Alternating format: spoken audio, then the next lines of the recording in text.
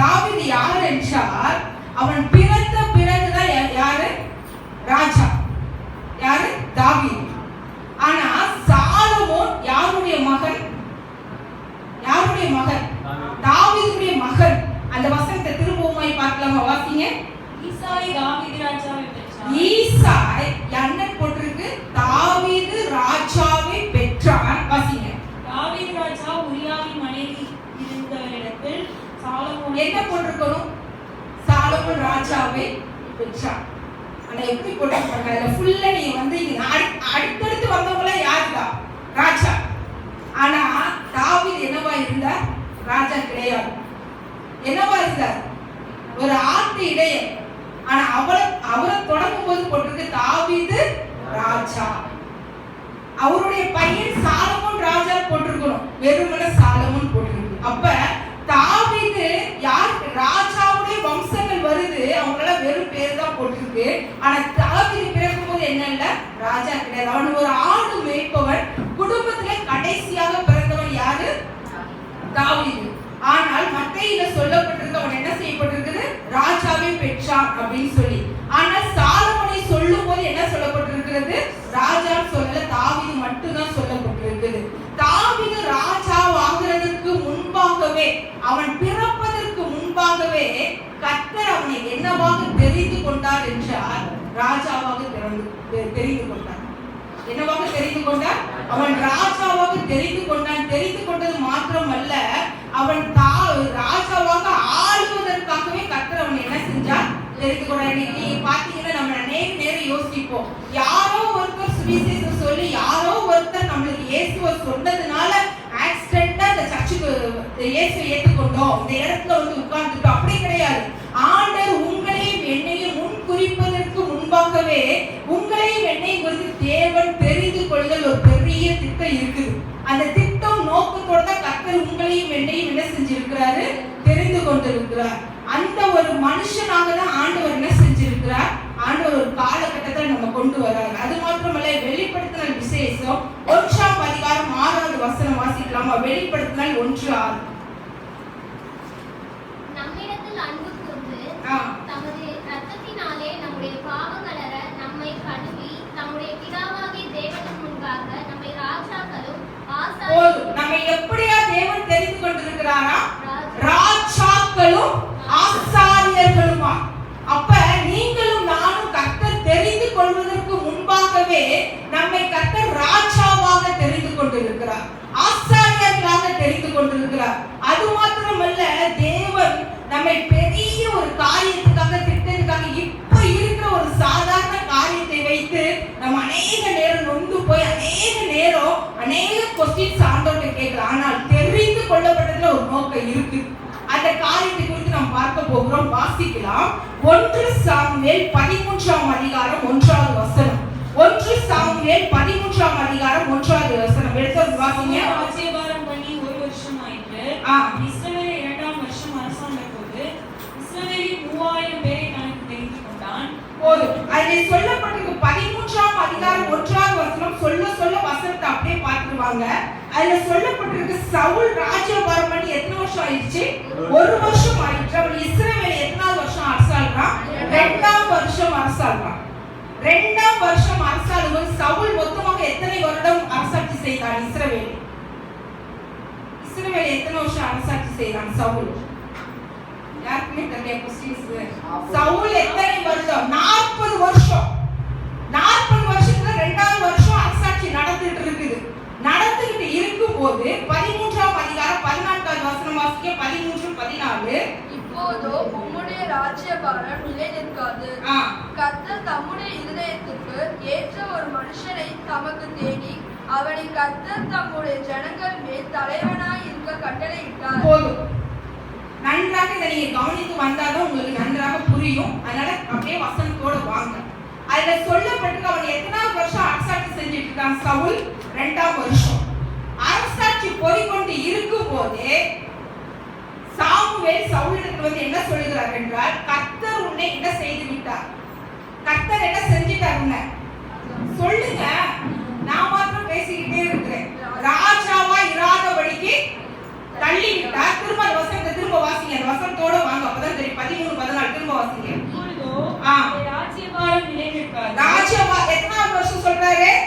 இரண்டாவது வருஷம் நிலை நிற்காது. கர்த்தர் நம்முடைய இருதயத்திற்கு ஏற்ற ஒரு மனுஷனை தமக்கு தேடி அவனை கர்த்தர் நம்முடைய ஜனங்கள் மேல் தலைவனாய் இருக்க கட்டளையிட்டார்.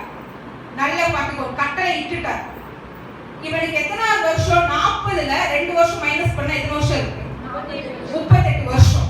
அந்த 38 வருஷத்துக்கு முன்னாடியே கர்த்தர் யாரை தெரிந்து கொண்டார்? தாவீது. வாசிக்கலாமா? தாவீது அப்ப பிறக்கவே இல்லைங்க. வாசிக்கலாமா? 1 சாமுவேல் 5ஆம் அதிகாரம் 4வது வசனம். 1 சாமுவேல் 5:4. அவர்கள் மறுநாள் காலமே எழுந்திருந்து வந்தபோது இதோ தாகோன் கர்த்தருடைய பெட்டிக்கு முன்பாக தரையிலே முகக்குப்புற விழுந்து கிடந்ததுமல்லாமல் தாகோனின் தலையில் அது இல்ல. அவன் ராஜாவாகும் போது 30 வயது இருக்குமே. எங்க இருக்கிற வசனம்? 2 சாமுவேல் 5:4 வாசிங்க. தாவீது ராஜாவாகும்போது கரெக்ட். 2 சாமுவேல் 5:4 வாசிங்க. தாவீது ராஜாவாகும்போது 30 வயதாய் இருந்தான். அவன் 40 வருஷம் ராஜ்யபாரம் பண்ணினான். எத்தனை வயசு தாவீது ராஜாவாகும்போது? 30 வருஷம். சவுலுக்கு எத்தனை வருஷம் ராஜ்யபாரம் இருக்குது? பண்ணணும் 38. அப்ப 8 வருஷத்துக்கு முன்னாடி கர்த்தர் யாரை தெரிந்து கொண்டார்? தாவீது. தாவீது பிறந்துட்டாரா? இல்ல. நீங்க கர்த்தர் உங்களையும் என்னையும் தெரிந்து கொண்டிருக்கிறார்னா எல்லாவற்றையும் ஆயத்த பண்ணி ரெடி ஆக்சுவலா ப்ரிப்பேர் பண்ணிட்டார். நம்ம தான் என்ன செய்வோம்? நம்மளுடைய சீட்ல பிறக்கிற பிள்ளைகளுக்கு, நம்ம வர்ற பிள்ளைகளுக்கு இனிமேல தான் அதுங்களுக்கு ட்ரெஸ்ஸா இருக்கலாம், ஸ்கூலா இருக்கலாம், காலேஜா இருக்கலாம், கல்யாணமா இருக்கலாம், என்ன செய்வோம்? இனிமேல் தான் ப்ரீ பிளான் பண்ணுவோம். ஆனா கர்த்தர் பாருங்களேன், 8 வருஷத்துக்கு முன்பாக இந்த வசனத்தை திரும்ப வாசிங்க. எனக்கு ரொம்ப பிடித்த வசனம் 13:14. 1 சாமுவேல் 13:14. இப்பொழுதோ உம்முடைய ராஜ்யபாரம் நிலை நிற்காது. கர்த்தர் நம்முடைய இருதயத்திற்கு ஏற்ற ஒரு மனுஷனை நமக்கு தேடி அவனை கர்த்தர் நம்முடைய ஜனங்கள் மேல் தலைவனாய் இருக்க கட்டளையிட்டார். பாருங்களேங்க, தாவீது பிறக்கவே 8 வருஷத்துக்கு முன்னாடியே ஆண்டவர் சவுல்ட்ட போய் சொல்றார், ஏய் நான் என் இருதயத்துக்கு ஏற்ற ஒருத்தனை தேடிட்டேன். ஆனா அவனுக்கு இது எத்தனை 8 வருஷம் நம்ம பிறக்காதவே அவனுக்கு கர்த்தர் என்ன செய்யறாரு? அப்படிப்பட்ட ஒரு தேவன். இன்றைய நாள்ல நீங்க சோர்ந்து போயிடாதீங்க. இந்த வருஷம் எண்டுல நவம்பர்ல வந்து நிக்கிறோம். இந்த வருஷத்துல ஒண்ணுமே நடக்கல. எவ்வளோ ஜெபம் பண்றோம், எவ்வளோ கண்ணீர் வடிக்கிறோம், எவ்வளவு அங்கலாய்ப்பு, எவ்வளோ காரியங்கள் என்னுடைய வாழ்க்கையில ஜெபித்து ஜெபித்து ஒரு ஆன்சர் வரவே இல்லை. அநேக மற்றவர்களை பார்க்கும் போது நம்ம அநேக நேரம் நம்மளுடைய மாம்சம் தான், நம்ம ஒன்றும் ஆவிக்குரியவர்கள் இல்லை. அநேக நேரம் என்ன செய்யறோம்? நம்மளுடைய மாம்சம் சோர்ந்து போகுது. அநேக நேரம் அப்படியே டயர்ட் ஆயிடுறோம். ஆனா பாருங்க, கர்த்தர் தாவீதை 8 வருஷத்துக்கு அவன் பிறக்கவே இல்லைங்க. பிறக்கிறதுக்கு முன்பாகவே சவுல்ட்ட போய் சொல்றார், என்னுடைய இருதயத்துக்கு இன்னைக்கு ஆண்டவர் உங்களையும் குறித்து வைத்திருக்கிற திட்டம் பெரிய திட்டம். ஒரு தெரிந்து கொள்ளுதல், ஒரு பெரிய தெரிந்து கொள்ளுதல். சாதாரண மனுஷனை போல அவர்களுக்கு சீக்கிரத்துல நடந்துக்கிறதுனால, நம்மளுக்கு நடக்காததுனால நம்ம சபிக்கப்பட்டவர்கள் கிடையாது. நம்முடைய ஜெபம் கேட்கப்படாததுனால இல்ல, நம்ம தள்ளி வைக்கப்பட்டதுனால இல்ல, மறக்கப்பட்டதுனால இல்ல, ஒதுக்கி வைக்கப்பட்டதுனால இல்ல, நம்மளுடைய எதுவுமே இல்லாததுனால எதுவும் நடக்கல. கர்த்தர் ஒரு பெஸ்டுக்காக நம்மளை ஒவ்வொரு நாளும் நம்ம ரெடி பண்ணி நம்மளை ஆயத்தம் பண்ணி வைத்துக் கொண்டே இருக்கிறார். எப்படி ஒரு பெரிய ராஜ்யபாரத்துக்கு பாருங்க. அவன் 40 வருஷம் சவுல் அரசாட்சி செஞ்சான். ஆனா 2 வருஷம் தான் செஞ்சான். அந்த 38 வருஷமும் கர்த்தர் அவனோடு கிடையவே கிடையாது. அவனாகவே ராஜ்யத்தை நடத்தி கொண்டு வந்தான். அதான் அதுல சொல்லப்பட்டிருக்கிறது. திரும்பவுமாய் மத்தேயு 1:6 வாசிங்க. திரும்பவுமாய் மத்தேயு 1:6. தாவீது ராஜாவை பெற்றான். அதுல சொல்லப்பட்டிருக்கு, ஈசாய் தாவீது ராஜாவை பெற்றார். அப்ப ஆண்டவர் சொல்றாரு, தாவீது ராஜா சவுலுக்கு பதிலா எங்க ரெடி ஆகிட்டு இருக்கிறார்? ஈசாய் வீட்டுல ரெடி ஆகி கொண்டு இருக்கிறார். கடைசி பையன். அதே போலதான் கர்த்தர் உங்களையும் என்னையும் அழைத்து அல்ல என்றால் தெரிந்து கொண்டு வந்திருக்கிறார். ஒரு யூனிக்காக, ஒரு பர்பஸுக்காக உங்களையும் என்னையும் கர்த்தர் தெரிந்து கொண்டு வந்திருக்கிறார். அநேக நேரம் நம்மளுக்கு காரியங்கள் நடக்காத போது, காரியங்கள் ஒண்ணுமே அப்படியே வனாந்திரம் போல இருளாக அப்படியே எங்கிட்ட பார்த்தாலும் திரும்புற இடமெல்லாம் அப்படியே ஒரு மாதிரி இருக்கும் போது நம்ம அநேக நேரம் நினைக்கிறது, ஆண்டவர் மறந்துட்டாரோ, கைவிட்டுட்டாரோ நினைக்கிறோம். ஆனா ஆண்டவர் ஒரு பர்பஸ்க்காக நம்ம வெயிட் பண்ண வைத்துக் கொண்டே இருக்கிறார். பாருங்க, எத்தனை வருஷத்துக்கு முன்பாக ஒரு தீர்க்க தரிசனம் பாருங்களேன். தாவீதுடைய சவுல் ஆண்டவர் சொல்றாரு பாருங்களேன், அவர் எல்லாவற்றையும் முன்குறிக்கிற தேவன், எல்லாவற்றையும் ஆயத்தம் பண்ணுகிற தேவன், எல்லாவற்றையும் முன்குறித்து ஆயத்தம் பண்ணினா ஆண்டவர் நம்ம அந்த பாதையில நடத்துகிறார். நம்ம நேரம் நினைக்கிற அவருக்கு தெரியாம ஆண்டவர் என்னை கொண்டு போகிறார் கிடையாது. எந்த ஒரு மனுஷனும் நம்மை தூசிக்க வேண்டுமானாலும் திட்ட வேண்டுமானாலும் நம்ம போற வழியில, நம்ம கடந்து போற வழியில அவருடைய அனுமதி இல்லாம நம்மளுடைய தலையில இருந்து ஒரு முடி கூட என்ன செய்ய விடாதான் கீழே விழாதுன்னு சொல்லப்பட்டிருக்கு. இன்னைக்கு பார்க்கிறோம், ஆசாரிப்பு கூடாரத்தை கர்த்தர் யாரை கொண்டு செய்தார்? மோசேயை கொண்டு. அப்ப அந்த ஆசாரிப்பு கூடாரத்தை அவங்க என்ன செய்யணும்னா, எங்கெங்க போகணுமோ அங்கெல்லாம் அந்த ஆசாரிப்பு கூடாரத்தை என்ன செய்யணும்? தூக்கிட்டு போகும். அவங்க எந்த ஒரு இடத்துல கொண்டு போயிட்டு இருந்தாங்க சொல்லுங்க? எதுல கொண்டு போயிட்டு இருந்தாங்க ஆசாரிப்பு கூடாரத்தை? வனாந்தரத்துல தூக்கிட்டு போறாங்க 40 வருஷம். அந்த ஆசாரிப்பு கூடாரம் போகும்போது கர்த்தருடைய மகிமையின் மேவால் முன்னாடி அவங்களை கடந்து போகும். அந்த ஆசாரிப்பு கூடாரத்துல நிறைய பொருட்கள் இருந்துச்சு, கிண்ணம் இருந்துச்சு, அடுத்து என்ன செஞ்சிச்சு, சாம்பல் என்ற கரண்ட் இருந்துச்சு அப்படின்னு சொல்லிட்டு ஆசாரிப்பு கூடாரத்தை செய்யும் போது கர்த்தர் மோசேயிட்ட அநேக காரியங்களை சொல்லி என்ன செய்யறாரு, இத்தனை இன்ச்சு இருக்கணும், இத்தனை இன்ச்சு அகலம் இருக்கணும், நீளம் உயரம் சொல்லி அந்த ஆசாரிப்பு கூடாரத்துக்குள்ளார ஆண்டவர் சொல்லும்போது மோசே இந்த ஆசாரிப்பு கூடாரத்தை நீ 40 வருஷம் தூக்கிக்கிட்டு போகணும். அதுதான் அந்த ஆசாரிப்பு கூடாரத்துக்கு என்ன இருக்கும், ஒரு திரை இருக்கும். அந்த திரை என்ன செஞ்சிடும், கிழிச்சு போயிடும். அதனால நீ என்ன செஞ்சுக்க, 5 மீட்டர் எக்ஸ்ட்ரா வாங்கிக்க. அந்த திரை கிழியும் போது என்ன செஞ்சுக்கலாம், ஜாயின் பண்ணிக்கலாம். மோசே அந்த சாம்பல் என்ற கரண்ட் என்ன செஞ்சிடும், உடைச்சிடும். அதனால நீ இன்னொரு எக்ஸ்ட்ரா சாம்பல் என்ற கரண்ட் என்ன செஞ்சுக்க, ஒண்ணு வாங்கிக்கன்னு ஆண்டவர் சொல்லல. அதுக்குள்ளார அந்த ஆசாரிப்பு கூடாரத்துல என்ன பர்பஸ்க்காக கர்த்தர் பொருளை வைத்திருந்தாரோ அந்த பர்பஸ்க்காக மாத்திரம் அந்த பொருள் அதுக்குள்ள இருந்துச்சு. சும்மா வேஸ்டா அந்த பொருள் எதுவுமே அதுக்குள்ள என்ன இல்ல. இன்னைக்கு வீடு கட்டும் போது சொல்லுவாங்க, தெரியும், எல்லாம் வீடு கட்டும் போதோ இல்ல பெயிண்ட் அடிக்கும் போதோ பெயிண்டர் சொல்லுவாங்க, அப்படியே பார்த்துட்டு ஒரு 2 லிட்டர் பெயிண்ட் கொஞ்சம் எக்ஸ்ட்ரா வாங்கிக்கோங்க, பத்தாம போயிடுச்சுன்னா திரும்ப என்ன செய்யணும், போய் கடையில வாங்கிட்டு வரணும். அடுத்து எலக்ட்ரிக்கல் வேலை பார்க்குறவங்க சொல்லுவாங்க, இது மாதிரி எலக்ட்ரிக்கல் ஒயர் கொஞ்சம் எக்ஸ்ட்ரா வாங்கிக்கோங்க, ஒருவேளை பத்தாம போயிடுச்சுன்னா திரும்ப வாங்கணும். நாங்க அந்த சர்ச்சில் வச்சிருக்கும் போது விபிஎஸ் நடத்தும் போது டைல்ஸ் பிள்ளைகள் குதிச்சு டைல்ஸ் பேசி விட்டுருச்சுங்க. அப்ப டைல்ஸ் போடணும். அப்ப டைல்ஸ் போடுறவர் சொன்னாரு, இது மாதிரி டைல்ஸ் வாங்கிட்டு வாங்க அப்படி. நாங்க ஒட்டி 3-4 வருஷம் ஆகுது, இன்னும் ஒரு 5-6 பீஸ் டைல்ஸ் அப்படியே இருக்கு.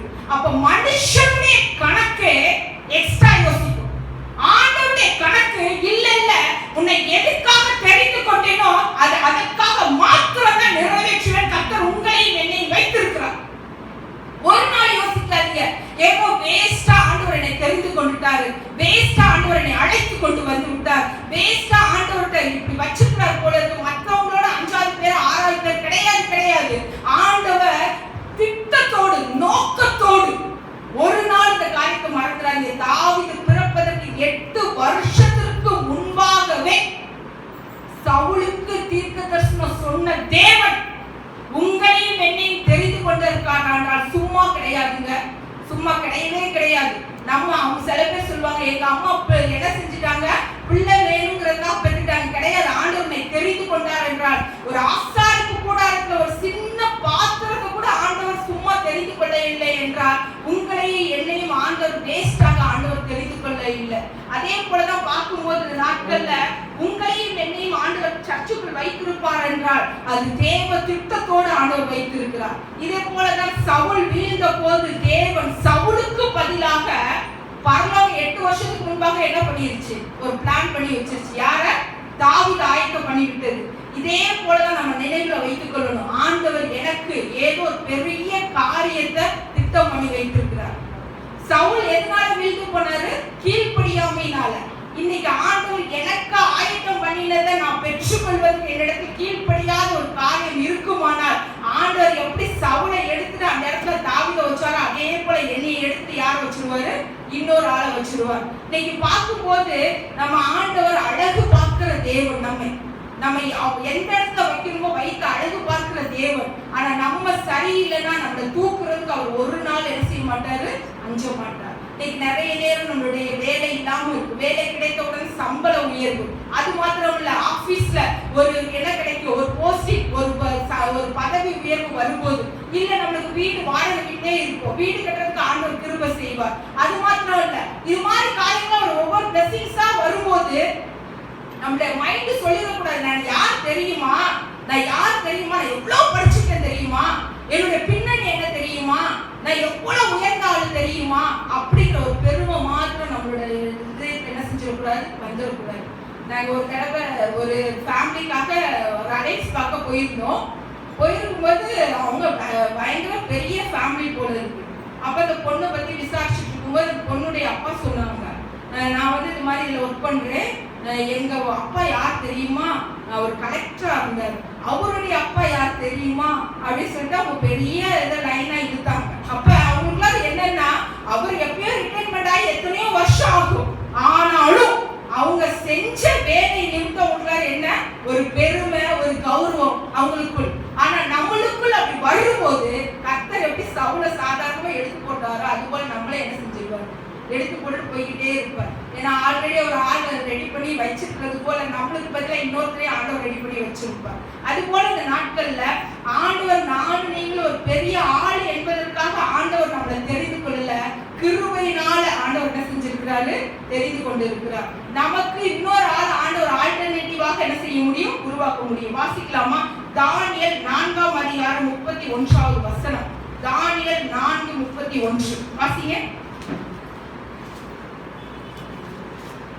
இந்த வார்த்தை ராஜாவின் வாயில் இருக்கும் போதே வானத்திலிருந்து ஒரு சத்தம் உண்டாகும். 30வது வசனத்தை வாசிங்க. இது என் வல்லமையின் பராக்கிரமம். எல்லாம் எடுத்துக்கோங்க. 1035வது பக்கம் தானியேல் 4:30 வாசிங்க. இது வல்லமையினால், இது என் வல்லமையினால் பராக்கிரமத்தினால் என் மகிமை பிரஸ்தாபத்துக்கென்று ராஜ்யத்துக்கு அரண்மனையாக நான் கட்டின மகா பாபிலோன் அல்லவா என்று சொன்னார். இதை நீங்க பாத்தீங்கன்னா என் வல்லமையினால் அடுத்து சொல்லப்பட்டிருக்கு, என் மகிமை பிரஸ்தாபத்திற்காக யார் கட்டினதா, நான் கட்டின என்ன சொல்லப்பட்டிருக்குது, மகா பாபிலோன் அல்லவான்னு சொல்லிட்டு என்ன செய்யறாரு, யார் சொல்ற அந்த வார்த்தைய, நேபுகாத்நேச்சார். 31வது வசனம் வாசிங்க. இந்த வார்த்தை ராஜாவின் வாயில் இருக்கும் போதே வானத்திலிருந்து ஒரு நிமிஷம், இந்த வார்த்தை ராஜாவின் வாயில் இருக்கும் போதே வானத்திலிருந்து ஒரு சத்தம் உண்டாகி, ராஜாவாகிய நேபுகாத்நேச்சாரே, ராஜ்யபாரம் உன்னை விட்டு நீங்கிற்று. போதுமாங்க? வார்த்தை வாயில் இருக்கும் போதே நான் கட்டின என் மகிமையின் பிரஸ்தாபத்துக்கு என் வல்லமை அப்படின்னா சென்டென்ஸ் சொன்னாரு. சொல்லிட்டு இருக்கும் போதே அடுத்த என்ன செய்யற, 32 வாசிங்க. மனுஷனுக்கு தள்ளப்படுவாய், வெளியின் மிருகங்களோட சஞ்சரிப்பாய், மாடுகளைப் போல் புல்லை மேய்வாய். இப்படியே உன்னதமானவர் மனுஷனுடைய ராஜ்யத்தில் ஆளுகை செய்து தமக்கு சித்தமாய் இருக்கிறவனுக்கு அதை கொடுக்கிறார் என்பதை போதும். அவ்வளவுதாங்க, அவ்வளவுதான். ஒரு நாளும் யோசிச்சிடாதீங்க, நான் சம்பாதிச்சதுல கட்டின வீடு, நான் சம்பாதிச்சதுல வாங்கினது, என்னால நான் மாத்திரம் அந்த இடத்துல இல்லைன்னா ஒண்ணும் நடக்காது, ஒண்ணும் செய்ய முடியாது அப்படின்னு அந்த பெருமையோ அந்த எண்ணங்களோ நம்மளுக்குள் வரும்போது கர்த்தர் ஆல்டர்னேட்டிவா ஆல்ரெடி ஆளை ரெடி பண்ணி வச்சுக்கிட்டே இருப்பாரு. அந்த வேலையில இருந்து நம்மளை தூக்கிடுவார், அந்த ஆபீஸ் ஒர்க்ல இருந்து நம்மளை தூக்கிடுவார். என்னென்ன தகுதியை நம்மளுக்கு கொடுத்து அழகு பார்த்துட்டு இருந்த தேவன் நம்ம ஆண்டவரை மகிமைப்படுத்துவதற்கு பதிலாக நம்மை மகிமைப்படுத்த பெரிய ராஜாங்க. நீங்க பாத்தீங்கன்னா இந்த ஹிஸ்டரியிலேயே நீங்க பாத்தீங்கன்னா 4 ராஜாக்கள் தான் பேரரசர்னு சொல்ல முடியும். நேபுகாத்நேச்சார் ரோம பேரரசு, பெர்சியா ராஜா, பாபிலோன். இந்த 4 ராஜாக்கள் தான் பெரிய ராஜாக்களே. அந்த ராஜாக்கள்ல ஒருத்தர் நேபுகாத்நேச்சார். ஏன் ஆண்டவர் செஞ்சாருங்க? இன்னைக்கு நம்மளுக்குள்ள அப்படிப்பட்ட ஒரு சின்ன பெருமை இருக்குமானால் கர்த்தர் அடுத்த செகண்ட் சடதியா நம்மளை தூக்கி போட்டுருவார். அந்த ஒரு கிரியை நம்மளுக்குள்ள இருக்கு. ஆண்டவரே, நான் இந்த செகண்ட் நிக்கிறேன்னு உங்க கிருபை, இந்த செகண்ட் என் வேலையில ஒரு ப்ரமோஷன் வந்துச்சுன்னா உங்க கிருபை, நான் இந்த செகண்ட் என்ன செய்யறது, நான் இப்படி போய்கிட்டு இருக்கேன்னா உங்க கிருபை. நேற்று முந்தினால ஒரு யூடியூப்ல ஒரு வீடியோ பார்க்கும்போது ஒரு பெரிய ஊழியக்கார், ரொம்ப பெரிய ஊழியக்கார், அவர் சொல்லும்போது சொன்னாரு, அவருக்கு முன்பாக ஒரு சாப்பாடு ஏதோ ஒரு நல்ல ஃபுட்டு மட்டும் வச்சுட்டாங்க, ஒரு பிரியாணி ஏதோ அப்படியே தளதலன்னு அவருடைய கண்ணுல இருந்து கண்ணீர் வந்துருமா. அவர் சொல்லும்போது சொல்றாரு, ஊழியத்துக்கு வருவதற்கு முன்பாக பயங்கர கஷ்டப்பட்டேன், ஊழியத்துக்கு வருவதற்கு முன்பாக சாப்பாடு. இன்னும் அவர் நீங்க பாத்தீங்கன்னா கோடி கணக்கில் அவ்வளோ பெரிய சர்ச்சை கட்டிட்டா, நீங்க அவருடைய சர்ச்சுக்கு 15,000 20,000 பேர் வர்றாங்க. அவர் சொல்லும்போது சொல்றேன், இந்த செகண்ட் என் முன்னாடி ஒரு சாப்பாடு வச்சாலும் என் கண்ணில் கண்ணீர் வரும். இதுக்கு நான் தகுதியே கிடையாது, ஆனாலும் இந்த சாப்பாடு எனக்கு கொடுக்குறீங்களே அது உங்க கிருபை அப்படின்னு சொல்றாரு.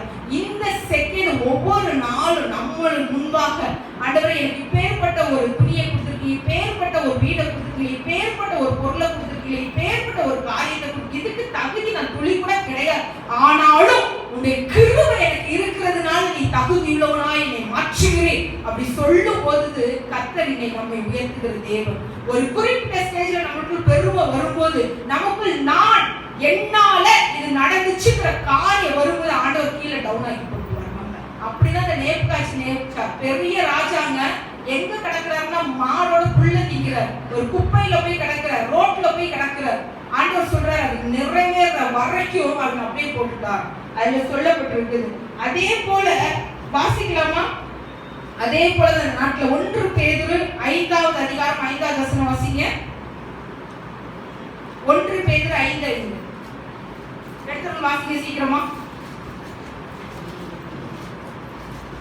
அந்தபடி இளைஞரே, மூப்பருக்கு கீழ்ப்படியுங்கள். நீங்கள் எல்லோரும் ஒருவருக்கொருவர் கீழ்ப்படிந்து மனத்தாழ்மையை அணிந்து கொள்ளுங்கள். அதுல சொல்லப்பட்டிருக்கு, பேதுரு சொல்லும்போது சொல்றார் ஒருவருக்கொருவர் கீழ்ப்படியுங்கள் அப்படின்னு சொல்லப்பட்டிருக்கு. இன்னைக்கு பாத்தீங்கன்னா எவ்வளவு பெரிய ஊழியக்காரங்க ஆரம்பத்துல இருந்த ஒரு கீழ்ப்படிகிற காரியம், ஆரம்பத்துல இருந்த ஒரு மனத்தாழ்மை, ஆரம்பத்துல நம்ம கர்த்தருக்குள் வரும்போது நம்மளுக்குள்ள இருந்த ஒரு கீழ்ப்படித காரியம் உயர உயர உயர கர்த்தர் நம்ம உயர்த்த நம்மளுக்குள்ள அந்த கீழ்ப்படிதல் இல்லாததுனால கர்த்தர் நம்மை தூக்கி போடுகிறார். இன்னைக்கு அநேக ஊழியக்காரர்கள் சொல்ல முடியுங்க, ஆண்டவர் பெருமை உள்ளவனுக்கு என்ன செய்யறாரா?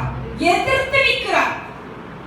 பாவத்துல விழுந்தா கூட ஆண்டவர் தூக்கி எடுத்து மன்னிச்சிருவார். ஆனா பெருமையில விழும்போது கர்த்தர் நம்மை மன்னிக்கவே மாட்டார். இந்த நாட்கள்ல சவுலை ஏன் தேவன் தெரிந்து கொண்டார் அப்படின்னு சொல்லி ஒரு 2 காரியங்களை பார்க்க போறோம். சவுலை ஏன் தேவன் தெரிந்து கொண்டார் வாசிக்கலாமா? 1 சாமுவேல் 9ஆம் அதிகாரம் 3வது வசனம். 1 சாமுவேல் 9:3 எடுத்து வாசிங்க. சவுலின் தகப்பனாகிய கீசுடைய கழுதைகள் காணாமல் போயிற்று. ஆகையால் கீஸ் தன் குமாரனாகிய சவுலை நோக்கி, நீ வேலைக்காரரில் ஒருவனை கூட்டிக் கொண்டு கழுதைகளை தேட புறப்பட்டு போ என்றான். இதிலே சொல்லப்பட்டிருக்கு, முதலாவது சவுலை கர்த்தர் தெரிந்து கொள்வதற்கு முதலாவது காரணம் என்னவென்றால் தகப்பனுடைய வார்த்தைக்கு கீழ்ப்படிந்தான். முதலாவதாக அவன் தகப்பனுடைய வார்த்தைக்கு என்ன செஞ்சான்? கீழ்ப்படிந்தான். என்ன வச்சா? கழுதை என்ன செஞ்சிருச்சு? காணாம போயிடுச்சா? காணாமல் போனது மாத்திரமல்ல, நீ வேலைக்காரரில் ஒருவனை கூட்டிக் கொண்டு என்ன செய்ய தேடப்போ. அந்த காலத்துல என்ன இருக்காது? பஸ் இருக்காது, சைக்கிள் இருக்காது, வண்டி இருக்காது. எப்படிதான் போயிருப்பாங்க? நடந்து. இன்னைக்கு உள்ள பிள்ளைகள்கிட்ட சொன்னாக்க என்ன கேட்பாங்க? அவங்க ஸ்கூட்டியால என்னமோ கேட்பாங்க. பசங்கள்கிட்ட கேட்டா பல்சர் பைக் தெரியா, பெரிய வண்டி தெரியா, நான் வேணா போயிட்டு வரேன் அப்படின்பாங்க. ஆனா அவன் பாருங்க, அந்த காலத்துல சவுல் என்ன செய்யறாரு? நடந்து போய் ஒரு ஆளை ஒரு கழுதைக்காக என்ன செஞ்சானா? அநேக ஊர்களையும் மலைகளையும் தாண்டி போனானா. ஒரு மாம்சத்தின் படி தகப்பனுக்கு இவ்வளவா அவன் கீழ்ப்படுகிறானே சொல்லி கர்த்தர் அவனுக்கு என்னத்தை கொடுத்தாரா? ராஜ்யபாரத்தை கொடுத்தான். அப்ப ஒரு மாம்சத்தின் தகப்பனுக்கு இவ்வளவாய் சவுல் கீழ்ப்படிந்தான், ஆனால் ஒரு பரம தகப்பனுக்கு எவ்வளவாய் கீழ்ப்படிவான்னு சொல்லி கர்த்தர் அவனை என்னவா மாற்றினாரா? ராஜாவா மாற்றினார். 1 சாமுவேல் 13ஆம் அதிகாரம் 13வது வசனம் வாசிங்க. 1 சாமுவேல் 13:13. சாமுவேல் சவுலை பார்த்து, புத்தீனமாய் செய்தீர். உம்முடைய தேவனாகிய கர்த்தர் உமக்கு விதித்த கட்டளையை கைக்கொள்ளாமற் போனீர். மற்றபடி கர்த்தர் இஸ்ரவேலின் மேல் உம்முடைய ராஜ்யபாரத்தை என்றென்றைக்கும் ஸ்திரப்படுத்துவார். கீழ்ப்படிந்ததுனால கர்த்தர் ராஜ்யபாரத்தை கொடுத்தாரு. இப்ப கீழ்ப்படியாததுனால அவருடைய ராஜ்யம் அவனை விட்டு என்ன செஞ்சிருச்சு? போயிருச்சு. சவுலுடைய ஆதாம் காலத்துல இருந்து தேவன் எதிர்பார்த்தது என்னன்னா கீழ்ப்படி. ஆதாம் கீழ்ப்படியாததுனால கர்த்தர் என்ன செஞ்சாரு? அவன் தோட்டத்தை விட்டு வெளியே வரட்டிட்டார். கர்த்தர் என்ன செஞ்சார்? நோவாவை தெரிந்து கொண்டார். நோவாவை தெரிந்து கொண்டு என்ன சொல்றாரு? நான் மனுஷனை பூமியில் உண்டாக்குனதுக்காக மனஸ்தாபப்படுகிறேன்னு சொல்லிட்டு நோவாவை குடும்பத்தை மாத்திரம் தெரிந்து கொண்டு முழு தேசத்தை ஆண்டவர் மழையினால அழிச்சிட்டார். இப்படியே நீங்க ஜெனரேஷனா வந்தீங்கன்னா கீழ்ப்படியாததுனால கர்த்தர் அடுத்த ஆள்கிட்ட போய் தம்முடைய காரியத்தை நிறைவேற்றுகிறதுக்காக பார்க்கிறார். ஆனா கீழ்ப்படியவில்லை என்றால் நமக்கு வீழ்ச்சி. இன்னைக்கு நம்ம எந்த காரியத்துல கீழ்ப்படியாம இருக்கிறோமோ நம்மளுக்கு அடுத்த செகண்ட் வீழ்ச்சி வருதுங்கிறது நம்மளுக்கு அறிகுறியா தெரியும். வாசிக்கலாமா? வெளிப்படுத்தினால் 2ஆம் அதிகாரம் 4வது வசனம். வெளிப்படுத்தினர் 2:4. ஆனாலும் நீ ஆதியில் கொண்டிருந்த அன்பை விட்டாய் என்று உன் பேரில் எனக்கு குறை உண்டு. போதும். அதுல சொல்லப்பட்டிருக்க வெளிப்படுத்தினர் 2:4 எதுல கொண்டிருந்த அன்பு? ஆதியில் கொண்டிருந்த அன்பு. ஆதியில ரட்சிக்கப்பட்ட புதுசுல கர்த்தர் என்னோட என்ன பேசுவாரு? பாஸ்டர் ஏதாவது ஜெபம் பண்ணும்போது எனக்கு ஏதாவது வார்த்தை சொல்லுவாங்களா, இல்ல ஏதாவது சொல்லுவாங்களான்னு சொல்லிட்டு ஆதியில இருந்த அன்பு இந்த நாட்கள் நம்மள இருக்குதா? நாட்கள் ஆக ஆக பரவாயில்ல, ஆண்டவரை மன்னிக்கிற ஒரு தானே, தயை உள்ள ஒரு தானே சொல்லிட்டு அசட்ட பண்ணிக்கிட்டே போய்கிட்டு இருக்கிறோமா கர்த்தருடைய வார்த்தையை? வார வாரம் கேட்கிறோம் கர்த்தருடைய வார்த்தையை, அதற்கு கீழ்ப்படுகிறோமா? அதுல சொல்லப்பட்டிருக்கு அன்பின் வெளிப்பாடு தான் என்னது? கீழ்ப்படிதல். இன்னைக்கு ஒருத்தர் உங்களை ரொம்ப நேசிச்சாருன்னா அவர் ஒரு வார்த்தை உங்கள்கிட்ட சொன்னாங்கன்னா உடனே என்ன செய்வீங்க? என்ன செய்வீங்க? கீழ்ப்படிவீங்க. ஒருத்தர் ஒன்று சொல்லிட்டா போதும். ஏன்னாக்கா அவர் நம்மளை நேசிக்கிறதுக்காக அந்த ஒரு பொண்ணுக்கு கல்யாணம் ஆக போகுது. அவங்க அம்மா சொன்னாங்க என்கிட்ட, எத்தனையோ வருஷம் என் பொண்ணு வேலை பார்த்துக்கிட்டு இருக்கிறான். நான் சொன்னேன், இப்போ இவ்வளவு கஷ்டப்பட்டு பசியோட போயிடுவாளா வேலைக்கு? காலையில போறவா 7 மணி 8 மணிக்கு தான் வருவாளா? இப்போ உடம்பு வேலை இழைச்சிக்கிட்டே போகுது. வேலையை விட்டு நில்லுன்னு சொன்னேன், நிக்க மாட்டேன்னு சொல்லிட்டா. எத்தனையோ வருஷம் சொன்னேன், உனக்கு என்ன நீ பேசாம இரு சொல்லிட்டா. ஆனா இப்போ மாப்பிள்ளை பார்த்துருக்குறோம், அந்த மாப்பிள்ளை ஒரு வார்த்தை தான் சொன்னார், வேலையை விட்டு நின்று, உடனே வேலையை விட்டு நின்றுட்டா அப்படின்னு சொல்லிட்டு அவங்க அம்மா சொன்னாங்க. அப்ப நம்மளுக்கு யார் ரொம்ப நேசிக்கிறாங்களோ அவங்க ஒரு வார்த்தை சொன்ன உடனே என்ன நினைப்போம்? அவங்க சொன்னதை எப்படியாவது செஞ்சிடணும். அப்ப ஆண்டவரை நீங்க அதிகமா நேசிச்சீங்கன்னா அவர் சொல்ற வார்த்தைக்கு எஸ் டாடின்னு உடனே கீழ்ப்படிவீங்க. நம்ம கீழ்ப்படியாததுக்கு காரணம் என்னன்னா, நம்ம வருஷங்கள் ஆக ஆக அவர் மேல இருக்கிற அன்பு நேசம், அவர் மேல இருக்கிற பாசம் குறைய குறைய நம்ம அவருக்கு வார்த்தைக்கு கீழ்ப்படியாம தூரம் போய்கிட்டே இருக்கிறோம். இதனாலதான் சவுல் என்ன செஞ்சார்? தம்முடைய ராஜ்ய பாரத்தை என்ன செஞ்சார்? இழந்து போனார். இன்னைக்கு அநேக சின்ன சின்ன விஷயத்துல கீழ்ப்படியாம இருக்கிறதுனாலதான் தேவன் சொல்லும் போது நம்மளுக்கு உணர்கிற ஒரு இருதயம் இல்லை நம்மளுக்குள்ளார. இந்த வசன கர்த்தர் என்னோட தான் பேசுறார், என்னதான் சரி பண்றதுக்கு பண்றார் அப்படின்னு கீழ்ப்படுகிற இருதயம் இல்லாததுனாலதான் நிற்கார். என்ன வந்துருக்கு? அநேக நேரம் நம்மளுக்குள்ளார பெருமை, தேவன் பேரில் வைத்திருந்த ஒரு நம்மளுக்குள்ளார என்ன வந்திருக்கு? ஒரு பெரிய மாற்றம் வருகிறதுனாலதான் கர்த்தர் இடத்துல கீழ்ப்படியாம இருக்கிறோம். ஆனா தாவீது ஆடு மேய்க்கும் போது என்ன செஞ்சான்? டான்ஸ் ஆடினான். யார் ஆடினா டான்ஸ்? தாவீது. நான் டான்ஸ் ஆடினா. ஆனா ராஜாவாக ஆன பிறகும் அவன் என்ன செஞ்சான்? அதே நடனத்தை ஆடினான். அதனால மிரியாம் சொல்றா, நீ இவ்வளவு பெரிய ராஜாவா இருந்து என்ன செஞ்சுட்டு இருக்கிற? டான்ஸ் ஆடி இருக்க. எதனால? தேவன் பேரில் அவனுக்கு இருந்த என்னது? அன்பு. இன்னைக்கு நம்ம ஒரு எக்ஸாம் பாருங்களேன், இன்னைக்கு 10 நாள் சாப்பிடாம இருந்தாங்க என்ன ஆகும்? 10 நாள் வெறும் தண்ணி மட்டும் குடிச்சு சாப்பிடாம இருந்தாங்க, ஒரு ஃபுட்டுமே எடுத்துக்கிறது இல்லை, டயட் ஃபுட்டு எதுவுமே எடுத்துக்கல. 10 நாள் அப்படியே இருந்தா என்ன ஆகும்? உடம்பு இழைச்சு போயிடும். எதுக்கு 10 நாளைக்கு அப்படியே டயர்ட் ஆயிருவோம், நிக்க முடியாது, மயக்கம் வரும், விழுந்துருவோம். அந்த 10 நாளைக்கு அப்படி இருக்குதுன்னா நம்ம வருஷ கணக்குல மாச கணக்குல பைபிளே வாசிக்கிறதுல ஜெபிக்கிறதே இல்லை. அப்ப நம்ம ஆத்மா இப்படி இருக்கும். யோசிச்சு பாருங்க. அப்ப தேவன் நம்மளோட பேசுறது எப்படி நம்மளோட கேட்க முடியும்? கீழ்ப்படிய முடியும்? ஆண்டவர் என்னோட பேசவே இல்லை. இன்னைக்கு நிறைய பேருடைய இருதயம் ரொம்ப தூரமா இருக்கு கர்த்தரை விட்டு. நம்ம சரியா பைபிள் வாசிச்சு சரியா ஜெபிக்காததுனால அது என்ன தெரியுமா சொல்லிடுவோம்? நேரமே இல்லை. இது மாதிரி நம்ம வேலை செய்யற இடத்துல சொல்ல முடியுமா? ரொம்ப பிஸியா இருக்கிறோம் அப்படின்னு சொல்லி நம்ம சொல்லிடுவோம். இன்னைக்கு நம்ம இயேசுவை எடுத்துக்கலாம். இயேசுவோடய நம்ம பிஸியா இருக்கிறோம். எத்தனை வருஷம் இயேசுவோடய செஞ்சாரு? 3 வருஷம். அந்த 3 வருஷத்துல அவர் முழு உலகத்துக்கு சுவிசேஷத்தை அறிவிக்கணும். அது மாத்திரம் இல்ல, தன்னோட 12 சீசர்களை தெரிந்து கொண்டு அவர்களுக்கு அநேக காரியங்களை போதிச்சார். எப்ப பார்த்தாலும் சீசர்களோடு இருந்தா தனித்து இருந்தார். ஆனாலும் பிதா இருட்டோட மலைக்கு வர சொன்னால் போய் என்ன செய்வார்? ஜெபிப்பார்.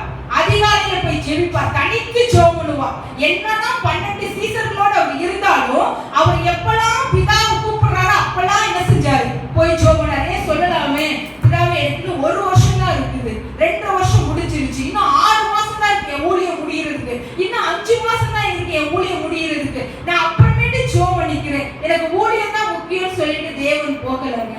அவருக்கு எப்பப்பெல்லாம் தேவனோடு ஸ்பெண்ட் பண்றதுனால அவர் சொல்றாரு, பிதாவின் சித்தத்தை செய்வதே என்னுடைய எப்படி இருக்கிறதா? போஜனமா இருக்கிறது. அவருடைய சாப்பாடு எதுதானா? பிதாவின் சித்தத்தை செய்யறது. இன்னைக்கு நம்ம பைபிள் எடுத்தா நம்மளுக்கு ஒரு மாதிரி மயக்கம் வந்துடும். தூங்காம அப்படியே ஃப்ரெஷ்ஷா பைபிள் எடுப்போம். பைபிளை எடுத்தோன்னே எங்கிட்டு இருந்தா அந்த தூக்கம் வருது, அப்படியே செம்ம சுத்தம். நிறைய பேர் தூக்கம் வராம பைபிள் எடுத்து தூக்கம் வந்துடும். அடுத்து செபிக்கலாம்னு சொல்லிட்டு நினைச்சு அப்பதான் என் மனசுல நினைச்சு ஜோமல அந்த நேரம் யாராவது என்னைக்காவது பேசாத கதையை பேசுறதுக்கு வீட்டுக்கு வருவாங்க. அன்னைக்குதான் செய்யாத வேலை அன்னைக்குதான் இருக்கும். அன்னைக்குதான் ஸ்பெஷல்லா ஏதாவது சமைப்போம். அப்ப நம்மளுடைய ஆட்களுக்கு என்ன ஆயிருதுன்னா, அப்புறமேட்டு செபிக்கலாம், அப்புறமேட்டு என்ன செஞ்சுக்கலாம், பைபிள் வாசிச்சுக்கலாம், அப்புறமேட்டு சொல்லி எல்லாத்தையும் ஒதுக்கி வச்சு உலகத்தோட ஐக்கியமா இருக்கிறதுக்கு பார்க்கிறோமே ஒழிய கர்த்தரோடு இணைகிறதுக்கு அநேக நேரம் அவர் என்ன செஞ்சிருக்கோம், நம்ம ஒதுக்கி வச்சிருக்கோம். வாசிக்கலாம். ஏசாயா 50ஆம் அதிகாரம் 4வது வசனம். ஏசாயா 50:4.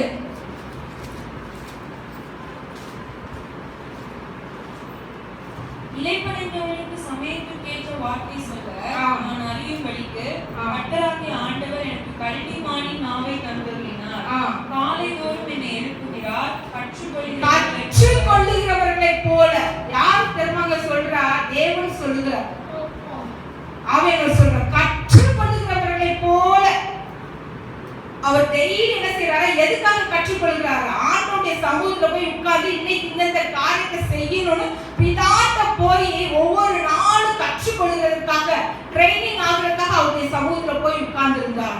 இன்னைக்கு அது மாத்திரமல்ல, இதே போலதான் நம்ம வேலை, குடும்பம், ஏன் படிப்பு அப்படின்னு சொல்லி இன்னும் அநேக காரியங்களை நம்ம என்ன செஞ்சிருக்கோம் காட்டி அவருடைய சித்தத்தை செய்யறத காட்டி உலகத்தை அதிகமா நேசிக்கிறோம். வேலை ரொம்ப பிஸியா போயிட்டு இருக்குது, குடும்பம் ரொம்ப முக்கியம், பிள்ளைகள் ரொம்ப முக்கியம் அப்படின்னு அதுலயே பிசாசு நம்மளுடைய மைண்ட், நம்மளுடைய சிந்தனை எல்லாத்தையும் வச்சதுனால நம்மளுக்கு இந்த சைடு ஆண்டுடைய சித்தத்தை செய்வதற்கு நம்மளுக்கு என்ன இல்லை, நம்மளுக்கு அந்த ஒரு உணர்வு இல்லாதபடிக்கு போயிருந்தோம். முதலாவதாக சவுலை கர்த்தர் தெரிந்து கொண்டதின் நோக்கம் அவன் தகப்பனுடைய வார்த்தைக்கு கீழ்ப்படிந்ததுனால கர்த்தர் தெரிந்து கொண்டார். அந்த வார்த்தைக்கு கீழ்ப்படியாதனால கர்த்தர் அவனை விட்டு என்ன செஞ்சிட்டார்? கூப்பிட்டார். இரண்டாவதாக வாசிக்கலாம். யாத்ராகமம் 13ஆம் அதிகாரம் 13வது வசனம். கழுதையின் தலையீச்செல்லாம் ஒரு ஆட்டுக்குட்டியால் மீட்டுக் கொள்வாயாக. நீ போதும். சவுல் எதை தேடி போனா? கழுதையை தேடி போனா. முதலாவதாக தகப்பனுடைய வார்த்தைக்கு கீழ்ப்படிந்தான். அந்த கீழ்ப்படிந்ததுனால அவனுக்கு ராஜ்யபாரம் வந்துச்சு. அதே வார்த்தைக்கு கீழ்ப்படியாம போனதுனால ராஜ்யபாரம் அவனை விட்டு என்ன செஞ்சிச்சு? போயிடுச்சு. முதல் பாயிண்ட். ரெண்டாவது, கழுதையை தேடி போனான். யார் சொல்றா கழுதையை தேடி வர சொல்லி? தகப்பன் சொன்னதுனால. இந்த யாத்ராகமம் 13ஆம் அதிகாரம் 13வது வசனத்தை நல்லா கவனிச்சுக்கோங்க, அப்பதான் புரியும். திரும்ப வாசிங்க. கழுதையின் தலையீச்செல்லாம் ஒரு ஆட்டுக்குட்டியால் மீட்டுக் கொள்வாயாக. ஆட்டுக்குட்டியா. இதுக்கு என்ன அர்த்தம் சொன்னீங்கன்னா, அந்த காலத்துல ஒரு கழுதை எதற்கு சமமா? இந்த காலத்துல ஒரு பென்ஸ் காருக்கு சமமா. அந்த காலத்துல ஒரு கழுதை இந்த காலத்துல எதுக்கு சமமா? ஒரு பென்ஸ் கார் வச்சிருக்கவங்களுக்கு சமமா. எப்படின்னு சொன்னாங்க, இன்னும் போனீங்கன்னா நம்ம லேடிஸ் தான் சொன்னா, நீங்க 100 நகை வச்சிருக்கிறோம்ல, அதுதான் அந்த காலத்துல ஒரே ஒரு கழுதைக்கு சமமா. அதனால ஆண்டவர் என்ன செய்யறாரு? அப்ப அந்த ஒரு கழுதையை நம்ம கொடுக்கும் போது ஆண்டவர் என்ன செய்யறாரு? முதல் பலன் யாருக்கு கொடுக்கணும்? தேவனுக்கு. அப்ப அவன் முதல் பலன் அந்த கழுதையை கொடுக்கும் போது என்ன செய்வாங்க? ரொம்ப சிரிச்சுக்கிட்டே கொடுப்பாங்களா? ரொம்ப யோசிப்பாங்க, என்னடா ஆண்டவருக்கு போய் இதை கொடுக்கணுமா? அவங்களுக்கு ஒரு குறுப்பு சஞ்சலம் வரும். சரி, எக்ஸாம்பிள் வச்சுக்கலாம். இன்னைக்கு ஆஃப்ரின் பாஸ்ட் சொல்லி இருக்கிறாங்க. என்ன சொல்றாங்கன்னா, அடுத்த வாரம் எல்லாம் 1 கிலோ அரிசி கொண்டுட்டு வரணும் அப்படின்னு. அப்ப எல்லாம் எப்படி கொண்டு வருவோம்? சந்தோஷமா 1 கிலோ அரிசி கொண்டு வருவோமா? சில பேர் இன்னும் கூட பிரியமா இருக்கிறவங்க பிரியாணி அரிசி, இன்னும் கொஞ்சம் நல்ல ஃபேவரா இருக்கிறவங்க சரி பாஸ்போர்ட் அரிசி 1 கிலோ தானே பரவாயில்ல அப்படின்னு கொண்டு வந்து எல்லாம் கொடுத்துட்டீங்க. எப்படி கொடுத்தீங்க? சந்தோஷமா. அடுத்த வாரம் பாஸ்ட் சொல்றாங்க, நம்ம ஒரு இது இடம் வாங்கணும், அதுக்காக கோல்டு ஆஃபரிங் எடுக்கிறோம், எல்லாம் அடுத்த வாரம் வரும்போது ஆளுக்கு 1 பவுன் நகை கொடுத்துருவாங்கன்னு சொன்னா என்ன சொல்லுவீங்க? பாஸ்டுக்கு பணக்காசை வந்துருச்சு, நகை ஆசை வந்துருச்சு அப்படின்னு என்ன செஞ்சிருவோம்? சொல்லுவோம். ஏன்னா அந்த 1 கிலோ அரிசி நம்மளால வாங்க முடியும், அதனால என்ன செஞ்சிருக்கோம்? ஈஸியா கொண்டு வந்து கொடுத்துருவோம். நகைன்னு சொன்னா என்ன நம்மளால கொடுக்க முடியாது, இயலாததுனால நம்ம அப்படி சொல்றோம். அது கிடையாது. என்ன செய்யறோம்? அப்படி சொல்றோம். அதனாலதான் ஆண்டவர் சொல்றாரு, அவவே கழுதையை கேட்டா என்ன செஞ்சிருவான்? நம்மள திட்ட ஆரம்பிச்சிருவான், முறுமுறுக்க ஆரம்பிச்சிருவான், முதல் பலனை கொடுக்காம இருந்துருவாங்கிறதுக்காக தான் ஆண்டவர் சொல்றாரு. வாக்கிய திரும்ப 13 கழுதையின் தலையீச்சை கழுதையின் தலையீற்றை எல்லாம் ஒரு ஆட்டுக்குட்டி. அப்ப ஆட்டுக்குட்டினா உங்களுக்கு என்னவாயிரும்? ஈஸியா ஆயிரும். அதனால ஆண்டு சொல்ற கழுதைக்கு பதிலா நீ என்ன செலுத்தலாம்? ஆட்டுக்குட்டியை செலுத்தலாம். அதனால அப்படி காம்ப்ரமைஸ் ஆண்டவர் பண்ணி வச்சிருக்கார். வாசிக்கலாம். 1 சாமுவேல் 9ஆம் அதிகாரம் 4வது வசனம். 1 சாமுவேல் 9:4. அப்படியே அவன் எப்பிராயீம் மலைகளையும் சலீஷா நாட்டையும் கடந்து போனான். அங்கே அவர்களை காணாமல் பாருங்களே, மலைகளையும் நாட்டையும் கடந்து போறான். எதுக்குங்க? ஒரே ஒரு கழுதைக்காக சவுல் என்ன செய்றாரா? மலைகளை சைஸா நாட்டை கடந்து போனான். அது வண்டியில அது வந்து ஹிஸ்டரியில சொல்லும்போது எத்தனையோ கிலோமீட்டர் சுற்றளவு, அவன் எத்தனையோ நாட்கள் அதை கடந்து போனான். ஒரே ஒரு கழுதைக்காக கடந்து போயிருக்கான். பாருங்களேன், அதே போலதான் தேவன் வந்து இன்னைக்கு நம்ம பாத்தீங்கன்னாக்கா அப்படி அவனை கொண்டுட்டு வரும்போது அதற்காகவே கர்த்தர் சவுலை தெரிந்தெடுத்தார். ஒரு கழுதைக்காக இவன் இவ்வளவு ஒரு தேடுவானால் இஸ்ரவேல் ஜனங்களை இவன்கிட்ட கொடுத்தாங்க, இவன் இதோட எவ்வளவு ஒரு நன்மையா பார்த்துக்குவான்னு சொல்லிட்டு கர்த்தர் அவன் என்ன செஞ்சாரு? தெரிந்து கொண்டார் ராஜாவாங்க. ஆனா அவன் என்ன செஞ்சிட்டானா? வாசிக்கலாம். 1 சாமுவேல் 15:14. 1 சாமுவேல் 15:14. அதற்கு சாமுவேல், அப்படியானால் என் காதுகளில் விழுகிற ஆடுகளின் சத்தமும் எனக்கு கேட்கிற மாடுகளின் சத்தமும் என்ன என்றான். அதுல சொல்லப்பட்டிருக்கு எதனால அவன் ஆண்டவர் அவனை எடுத்துட்டாரு? அமலேக்கியருடைய யுத்தத்துக்கு போகும்போது ஆண்டவர் எல்லாத்தையும் அழித்து போட சொன்னார். ஆனா இவன் என்ன செஞ்சிட்டான்? எது பெஸ்டா இருக்கோ அதை கொண்டு எங்க வச்சுட்டான்? ஒளிச்சு வச்சுட்டான். அந்த கழுதையை தேட போனவனுக்கு அங்க இருந்த கழுதை ஆடு மாடை பார்த்தோன்னா இவனுக்கு திரும்ப அது மேல ஆசை வந்துருச்சு. இன்னைக்கு நிறைய நேரம் கர்த்தர் உங்களையும் என்னையும் சர்ச்சுக்குள் கூட்டிக் கொண்டு வந்து வைத்திருப்பாரானால் நம்ம திரும்பவுமாய் அமலேக்கிற உலகத்துக்கு எடுத்துக்காட்டாக சொல்லப்படுகிறது. உலகத்தில் உள்ள காரியம் இன்னைக்கு சர்ச்சில் இருக்கிற வரைக்கும் அல்லேலூயா ஸ்தோத்திரம். வெளியில போனோடனே கர்த்தருடைய உலகத்தின் காரியங்கள் நமக்குள் இருக்குமானால் கர்த்தர் சவுலை எப்படி ராஜ்யபாரத்தை விட்டு தூக்கி எறிந்தாரோ நம்மளே தூக்கி எறிகிறதுக்கு நிறைய நேரம் ஆகாது. வாசிக்கலாமா? கலாத்தியர் 5ஆம் அதிகாரம் 19ஆம் வசனம். கலாத்தியர் 5:19.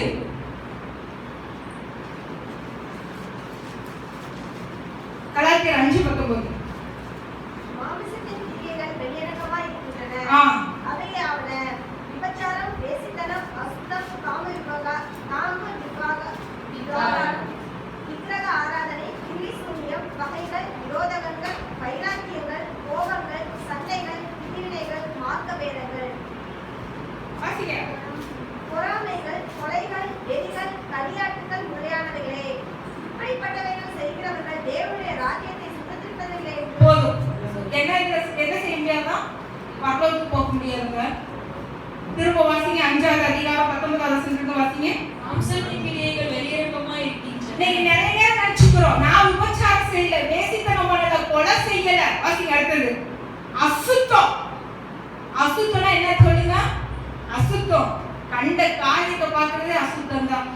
காம விகாரம், மற்றவர்களை இச்சையோடு பார்க்கிறது. அடுத்தது 20 வாசிங்க. விக்கிரக ஆராதனை. என் வீட்டுல விக்கிரகம் இல்ல, நான் அதை தொழுது கொள்ள, அது விக்கிரக ஆராதனை கிடையாது. அடுத்தது பில்லி சூனியம். மற்றவர்களுக்கு போய் நான் ஏவல் பண்றது அது பில்லி சூனியம் இல்ல. வாசிங்க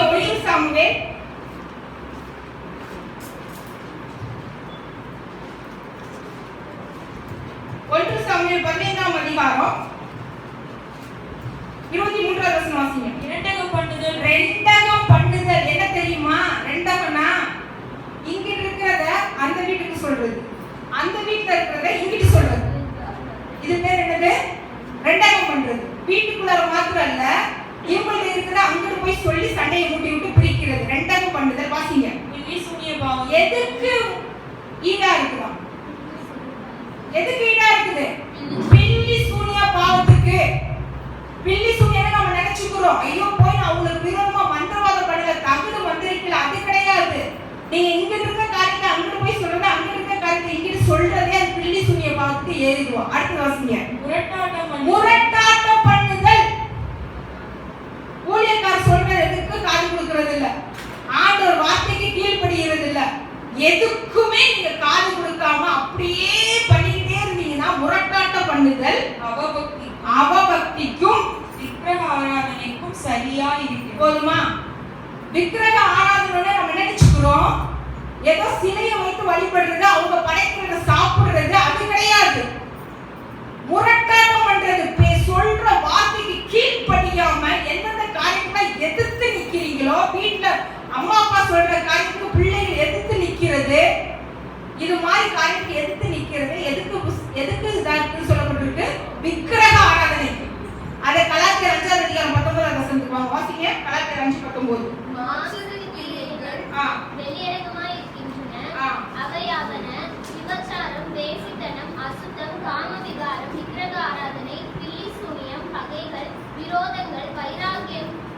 போதுமா? இருக்கு வர 20ஆம் வசனத்துல சொல்லப்பட்டிருக்க லாஸ்ட்ல விரோதங்கள், வைராக்கியம். 5 வருஷம் ஆச்சு, 10 வருஷம் ஆச்சு, என்ன செய்ய மாட்டேன், பேச மாட்டேன், இதுல பெருமையா சொல்லுவாங்க. நானும் ஒருத்தவங்கள அப்படி வேண்டான்னு வச்சுக்கோங்க, அவ்வளவுதான் எனக்கு வேண்டாம், அப்புறமேட்டு நான் எட்டியே பார்க்க மாட்டேன். விக்கிரகங்கள், அடுத்து வைராக்கியம், அடுத்தது கோபங்கள், சண்டைகள், பிரிவினை, மார்க்க பேதம். 21 வாசிங்க.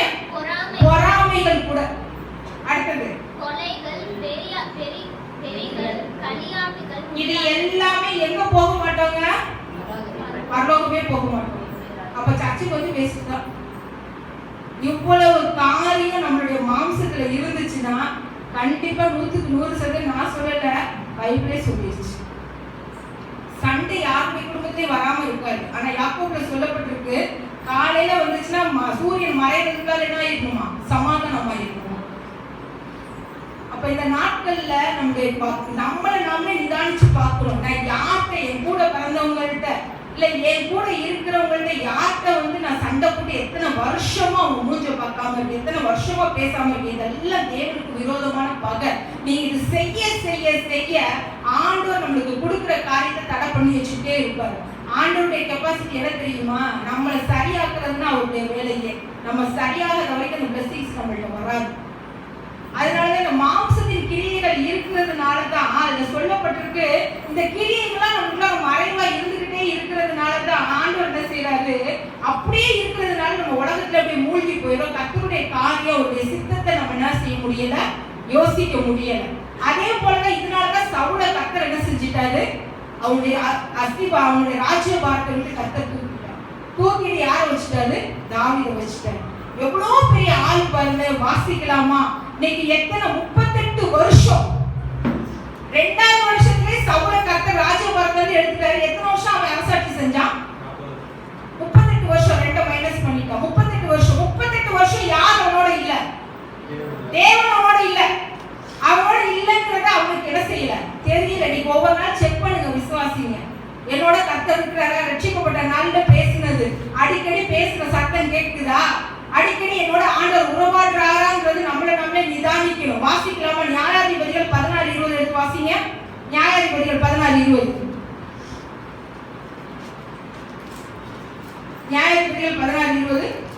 அப்பொழுது அவன், சிம்சோனே, பெலிஸ்தர் உன்னை வந்துவிட்டார்கள் என்றால், அவன் நித்திரை விட்டு விழித்து கர்த்தர் தன்னை விட்டு விலகினதை அறியாமல். போதும். யார் விட்டு விலகிட்டாரா? சிம்சோனை விட்டு யார் விலகிட்டார்? கர்த்தர். கர்த்தர் தன்னை விட்டு விலகினதை அறியாமல். வாசிங்க. அறியாமல் எப்போதும் போல. அப்ப அவன் என்ன செஞ்சிருக்கானா, டெய்லி அவன் எந்திரிச்சு தேவனோட பேசுறவன் கிடையாது. டெய்லி எந்திரிச்சு அவன் தேவனோட உறவாடுறவன் கிடையாது. எப்போதும் போல போட்டு வெளியே போவேன் என்றார். இன்னைக்கு நம்மளும் அதே போலதான். ரட்சிக்கப்பட்ட நாள்ல, ஞானஸ்தானம் எடுத்த நாள்ல ஆண்டவர் நம்மளோட உறவாடுனது ரொம்ப வருஷமே ஆயிருக்கு. அவர் நம்ம விட்டு போனது. நம்ம எப்பயும் போல சர்ச்சுக்கு வந்துட்டு, எப்பயும் போல ஜெபம் பண்ணிட்டு, எப்பயும் போல பைபிள் வாசிட்டு இருந்தீங்கன்னா கர்த்தர் உங்களோட இருக்கிறாரா அப்பப்ப செக் பண்ணிக்கோங்க. என்னோட ஆண்டவர் இருக்கிறாரா, இல்ல நானே மாம்சத்துல வந்துட்டு நானே அப்படியே போய்கிட்டு வந்துகிட்டு இருக்கிறேன்னா, நானே அப்படியே அந்நிய பாஷை 2 வார்த்தை பேசிக்கிட்டு அப்படியே நானே பேசிக்கிட்டு இருக்கேன்னா அப்பப்ப செக் பண்ணிக்கோங்க. தன்னை விட்டு போனதை யார் அறியாது இருந்தானா? சிம்சோன். இன்னொரு வாசிக்கலாம். 1 சாமுவேல் 16:17. 1 சாமுவேல் 16:17. சவுல் தன் ஊழியக்காரரை பார்த்து, நன்றாய் வாசிக்கத்தக்க ஒருவனை தேடி என்னிடத்தில் கொண்டு வாருங்கள் என்றான். அதுல சொல்லப்பட்டிருக்கு 16:16 வாசிங்க. சுரமண்டலம் வாசிக்கிறது தேடின ஒருவனை தேடும்படிக்கு எங்கள் ஆண்டவன் ஆகிய நீர் உமக்கு முன்பாக நிற்கிற உம்முடைய அடியாருக்கு கட்டளையிடும். அப்பொழுது தேவனால் இடப்பட்ட பொல்லாத ஆவி உண்மையில் இறங்கி. யார் மேல இறங்குச்சு பொல்லாத ஆவி? சவுல் மேல. முழு இஸ்ரவேல்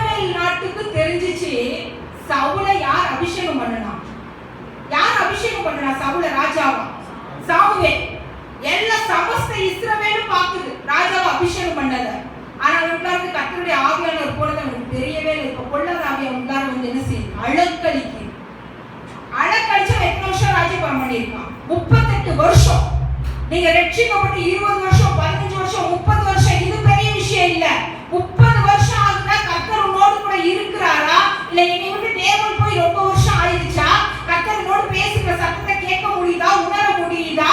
ஆண்டவர் என்னோட அப்பப்ப என்னை சரி பண்ணிக்கிட்டு இருக்கிறாரா? நீ இந்த காரியத்துல சரியில்லை, இதுக்கு கீழ்ப்படி, இந்த காரியத்தை விடு அப்படின்னு சொல்லி நான் விடாதபடிக்கு ரெண்டகம் பண்ணிக்கிட்டு பில்லி சூனிய காரியம் பண்ணிக்கிட்டு இருந்தேன்னா ஆவியானவர் அதிகமா உங்களை பேச மாட்டார், உங்களை விட்டு போய்கிட்டே இருப்பார். 38 வருஷமா இந்த ஆவியோடு யார் போராடி இருக்கிறா? சவுல். இன்னைக்கு உங்களை என்னை நான் நிதானிக்கும் இந்த நாட்கள்ல சர்ச்சுக்கு வர்றதுனால கர்த்தருடைய ஆவியானவர் நம்மோடு இருக்கிறான்னு இல்ல, ஆவியானவர் நம்மோடு இடைப்படுகிறாரான்னு சொல்லி ஒவ்வொரு நாளும் நாமளே என்ன செய்யணும், செக் பண்றவங்க இருக்கணும். மணியை இதோட முடிக்கிறேன். அடுத்த பாதியை அடுத்த வாரம் எடுக்கிறேன். 12 ஆயிடுச்சு. அப்ப முதலாவதாக பார்த்தோம், அவன் கர்த்தர் அவனை ராஜாவாய் ஆக்குறதுக்கு முதலாவது அவனுக்கு என்ன காணப்பட்டுச்சு? கீழ்ப்படிதல். யாருக்கு கீழ்ப்படிச்சான்? அவனுடைய தகப்பனுக்கு. அதை பார்த்து இயேசு சொல்லுறார், ஒரு மாம்சத்தின் தகப்பனுக்கே நீ இவ்வளவாய் கீழ்ப்படிவாயானார், நான் உனக்கு பரம தகப்பன் என்னுடைய ஜனங்களை கொடுத்தா நீ எவ்வளவாய் கீழ்ப்படிவான்னு சொல்லி அவனுக்கு ராஜ்யபாரத்தை கொடுக்கிறார். ஆனா அவன் கீழ்ப்படியாமையினால் என்ன ஆயிருது? ராஜ்யபாரம் விட்டு போயிருக்கு. ரெண்டாவதாக சொன்னேன், கழுதையை தேடி போனான். அந்த கழுதை இந்த காலத்துல எதுக்கு சமானமாய் கூடப்படுகிறது? ஒரு ஆட்டுக்குட்டிக்காக. அது இன்னும் நிறைய காரியங்கள் இருக்கு. அடுத்த வாரத்தில் தொடர்ச்சி எடுக்கிறேன். இந்த நாட்டுல நம்மள அதிகமா நிதானிப்பு பாருங்க. கையவு செய்து கடைசி நாட்கள்ல வந்திருக்கிறோம். வசனம் சொல்லப்பட்டிருக்கிறது, கடைசி நாட்கள்ல அநேகருடைய விசுவாசம் என்ன ஆகுமா? அப்படியே மறுதளிச்சு போயிடுவோம். இன்றைக்கு உணர்வு இல்லாம ஏன் திரும்ப இருக்கிறோம்? நம்மளுக்கு ஒரு பயபக்தி இல்லைங்க. அந்த நாள ரட்சிக்கப்பட்ட காலத்துல பாத்தீங்கன்னா ஒரு ஃபாஸ்டிங் பிரேயர் சொல்லுவாங்க. மாசத்துல 2வது வாரத்துல ஃபாஸ்டிங் பிரேயர் வைப்பாங்க. 10 மணிக்கு ஃபாஸ்டிங் பிரேயருக்கு 9 மணிக்கே போய் அப்படியே சர்ச்சு ரொம்ப கிடக்கும். இங்க இருந்து அங்க வரைக்கும் இருக்கும். மணி போறதே தெரியாது. 10 மணிக்கு ஆரம்பிச்சா 3 மணிக்கெல்லாம் போகும் ஃபாஸ்டிங் பிரேயர். எல்லாம் அப்படியே தன்னை வெறுத்து அப்படியே அழுது புலம்பி ஜெபம் பண்ணுவாங்க. இன்னைக்கு ஆண்டவருடைய சமூகத்துல கண்ணீர் வெடித்து ஜெபிக்கிறது நம்முடைய இருதயத்துல ஒரு பாரம் இல்லை. எதனாலனா உலக காரியத்தினுடைய காரியங்கள் நம்முடைய இருதயத்தை ரொம்ப ஃபில் பண்ணி இருக்கிறதுனால ஆண்டவர் மேல இருக்கிற பாரம் நம்மளுக்கு இல்ல. ஒரு ஆத்மாவை பார்க்கும்போது ஆண்டவரே இந்த மனுஷன் ரட்சிக்கப்படணுமே, இவன் இப்படியா போயிட்டு இருக்கிறாங்களே ஒரு பாரம் நம்மளுக்குள்ள இல்லைன்னா நம்ம உண்மையான கிறிஸ்தவர்களே கிடையாது. நம்மளே சர்ச்சுக்கு வரணும், மாசத்துல ஒரு தடவை தான் வர்றோம். நம்மள சர்ச்சுக்கு கொண்டு உட்கார வைக்கிறதே பெரிய விஷயமா இருக்குதே. நம்மளுக்கு வாரத்துல ஒரு நாள் ஃபங்க்ஷன் வந்துருது, கல்யாணம், காது குத்து, சடங்கு, பர்த்டே, சொந்தக்காரங்க வந்திருக்காங்க. நம்ம சர்ச்சுக்கு உட்கார்றதே பெரிய பாரமா இருக்கு. ஆண்டவருடைய பாரத்தை எப்படி நிறைவேற்றுவோம்? ஆண்டவர் உங்களை தந்தது, உங்களை தெரிந்து கொண்டது ஒன்னே ஒன்று மைண்ட்ல எழுதி வச்சுக்கோங்க. உங்களை தெரிந்து கொண்டது கல்யாணம் பண்ணி குழந்தை பெற்று வீடு கட்டி கார் வாங்கி சௌரியமா இருப்பதற்காக அல்ல. நம்மளை போல மனுஷன் அழிச்சுக்கிட்டு இருக்கிறானே அந்த ஒரு பாரத்தை கொடுத்து ஜெபிக்கிறதுக்காக ஆண்டவர் தெரிந்து கொண்டார். வசனம் சொல்லுது, முதலாவது ராஜ்யத்தையும் தேடுங்கள், அப்பொழுது இவைகளெல்லாம் என்னதுங்க? உலகம், காரு, வீடு, நகை, பணம், வேலை, அந்தஸ்து, மரியாதை, நீங்க ஃபர்ஸ்ட்ல எதை வச்சிருக்கீங்கன்னு கர்த்தர் அறிவார். எப்ப பார்த்தாலும் உலக கவலைனாலே உங்க இருதயம் பாரம் அடைஞ்சுக்கிட்டே இருந்துச்சுன்னா, லௌகிக கவலைனால அடைஞ்சுக்கிட்டே இருந்துச்சுன்னா கர்த்தரை குறித்து கொஞ்சம் கூட உங்களுக்கு இருக்காதுங்க. நம்ம எப்பயும் யோசனை பண்ணி வச்சுக்கணும், நம்ம இந்த உலகத்துக்குரியவங்க இல்லை. இந்த வசனத்தின் தொடர்ச்சி அடுத்த வாரம் பிரசங்கத்தை பார்க்கலாம். அப்ப முதலாவது அடுத்த தாவீதை குறிச்சு இருக்குது.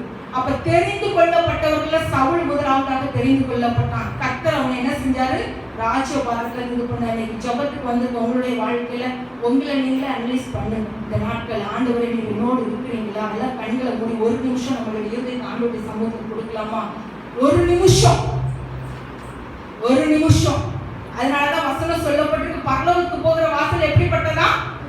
குறுகினது. விசாலமா இருக்கிற வாசல் எங்க போகும்? நரகத்துக்கு. இல்ல கண்களை மூடி ஒரு நிமிஷம் நம்மளே ஆராயலாமா? கர்த்தாவே ஸ்தோத்திரம். ரட்சிக்கப்பட்ட நாட்கள் இருந்த ஒரு வார்த்தை இந்த நாட்களை தாங்கப்பா. ஒரு மற்ற ஜனங்களை பார்க்கும்போது எங்களுக்குள்ளார ஒரு ஆத்தும பாரம் வரட்டும். ஆத்தும பாரம் ரட்சிக்கப்பட்ட உடனே ஐயோ நான் இயேசுவை பத்தி சொல்லணும், அங்க போகணும், இங்க போகணும், ஊழியர் செய்யணும்னு எவ்வளவு ஒரு இது இருந்திருக்கும். நாட்கள் ஆக ஆக ஆக ஆக அதனாலதான் வெளிப்படுத்தல் விசேஷத்துல சொல்லப்பட்டிருக்க, ஆதியில் இருந்து அன்பை விட்டு விட்டாய் என்று எனக்கு உன் பேரில் என்ன இருந்துச்சா? குறை உண்டு. இன்னைக்கு ஆண்டவர் உங்களை திரும்ப திரும்ப சொல்லிட்டு இருக்கிறாரு, உலக காரியத்துக்காக நீ ஸ்பெண்ட் பண்ற டைம், உலகத்துக்காக இவ்வளவு உலகத்துல மாய்மாலத்துல போய் சிக்கி கிடக்குற எனக்காக என் பாதத்துல வந்து ஒரு கொஞ்ச நேரம் உன்னால கண்ணீர் வடிக்க முடியுதா? கொஞ்ச நேரம் பைபிள் வாசிக்க முடியுதா? கொஞ்ச நேரம் என்ன யோசிக்க முடியுதா? இவ்வளவு தூரம் அந்த சர்ச் காலியா கிடக்குது. ஒரு ஆத்துமா என் கண்ணீர் நிமித்தமாய் ஒரு ஆத்துமா என் பக்கத்துல வந்து உட்காராதா? அந்த நாட்கள்ல ஜனங்க அழிச்சுக்கிட்டு இருக்காங்களே, கர்த்தருடைய வருகை அதிக சமயமா இருக்குது, என்னால எது முடியுமோ அதை நான் செய்யணும். உமக்காக ஆண்டவருடைய சமூகத்துல ஒப்பு கொடுத்து ஜெபிக்கலாமா? இயேசுவே, என் ஒய்ஃப், என் பிள்ளை, என் வேலை, என் குடும்பம், என் பிரச்சனை எனக்கு அதுக்கு மேல இருக்குது, இதையே சொல்லி சொல்லி சொல்லி உங்க வேதனைப்படுத்தாதபடிக்கு நீர் எனக்கு என்ன திட்டம் வைத்திருக்கிறீரோ, என்ன நோக்கத்துக்காக தெரிந்து கொண்டீரோ தாவீதை கர்த்தாவே சவுலை ராஜ்யபாரத்திலிருந்து எடுத்து 8 வருடத்துக்கு முன்பாகவே அவன் பிறப்பதற்கு முன்பாகவே தெரிந்து கொண்ட தேவன் எவ்வளோ பேருக்கு போல உங்களை தெரிந்து கொண்டாரே. எனக்காக சிந்திருக்கிறாரு. எவ்வளவு உண்மையுள்ளவங்களா இருக்கணும். ஒரு அன்பு இருந்துச்சுன்னா ஆண்டவருடைய வார்த்தைக்கு கீழ்ப்படிவோம். 2 வருஷத்துக்கு முன்பாக 10 வருஷத்துக்கு முன்பாக ஆண்டவர் ரட்சிக்கப்பட்டதுனால வரலங்க, ஆதீனத்தில் வைத்திருந்த காரியத்தினால அந்த நாட்கள் வந்திருக்கிறோம். ஆண்டவரே, நீ தெரிந்து கொள்ளப்பட்ட பாத்திரம்பா நானு. உலகத்திலையும் கர்த்தாவே கவலையினாலும் பிரச்சனையினாலும் போராட்டத்தினாலும் என்னுடைய வாழ்க்கை பாதி வாழ்க்கை முடிஞ்சிருச்சு. இன்னும் இருக்கிற வாழ்க்கை என்னுடைய கண்ணீர் உடைய சமூகத்துல ஆத்மாக்களுக்காக சித்துகிற ஒரு கிருபையை தாங்கப்பா. கிருபையை தாங்க வந்து ஒவ்வொருத்தரையும் ஆசீர்வதிங்க. அவருடைய வாழ்க்கையில் இருக்கக்கூடிய எல்லா காரியங்களிலும் கர்த்தர் விடுதலையை தந்து பலப்படுத்துங்க. இயேசுவின் நாமத்தில் ஜெபிக்கிறோம். ஆமென்.